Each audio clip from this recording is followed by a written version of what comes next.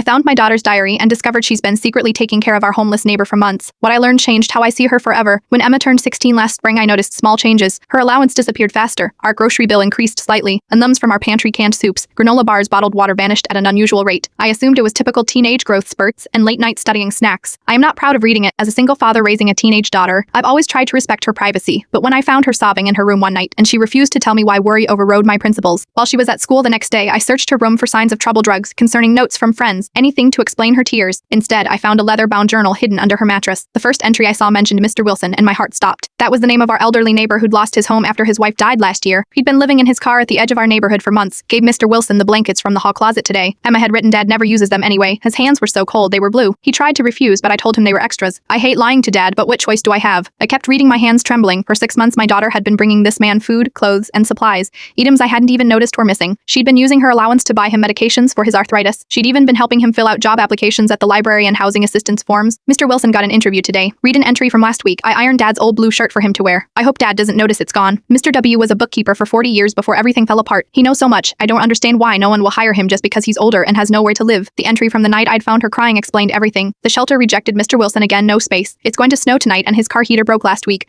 I gave him my emergency credit card to get a motel room. Dad will kill me when he finds out, but I couldn't let him freeze. How can a society just throw people away like they don't matter? I closed the diary and sat on her bed. Overwhelmed, my daughter, who complained about taking out the trash and rolled her eyes when I asked her to load the dishwasher, had been quietly caring for a homeless man for half a year. She'd been solving problems I didn't even know existed while I was busy worrying about her grades and dating that evening instead of confronting Emma about the credit card charge. I asked her to invite Mr. Wilson for dinner. The look of shock on her face was quickly replaced by suspicion, then understanding as she realized I knew. I found your diary, I admitted. I was worried about you. She was angry at first, betrayed by my invasion of her privacy, but as we talked, her anger gave way to passion as she told me about Mr. Wilson's life, his dignity despite his circumstances, and how the system had failed him at every turn. He was tall and thin, with intelligent eyes and impeccable manners despite his situation. He tried to return Emma's emergency credit card, mortified that he'd accepted help from a child, but I insisted he keep it. For now, within a week, I'd helped him secure temporary housing through a connection at my workplace. Within a month, he had a part-time bookkeeping position at my friend's small business. By Christmas, he had his own apartment, but the real change was in how I saw my daughter behind. The typical teenage exterior was a young woman with more compassion and moral courage than I had demonstrated in years. While I had walked past problems, she had stopped to solve them. Why didn't you tell me? I asked her one night. I would have helped. I didn't think you'd understand, she said simply. Adults always talk about how people should just try harder, like it's always their fault. Her words stung because they were true. I had been that adult. Emma taught me that sometimes the greatest acts of humanity happen quietly without recognition or reward. She showed me that even when we think our children aren't listening to our values, they might actually be living them more authentically than we are. I'm still not proud of reading her diary, but I am endlessly proud of who she is becoming and grateful for the chance to become a better person alongside her.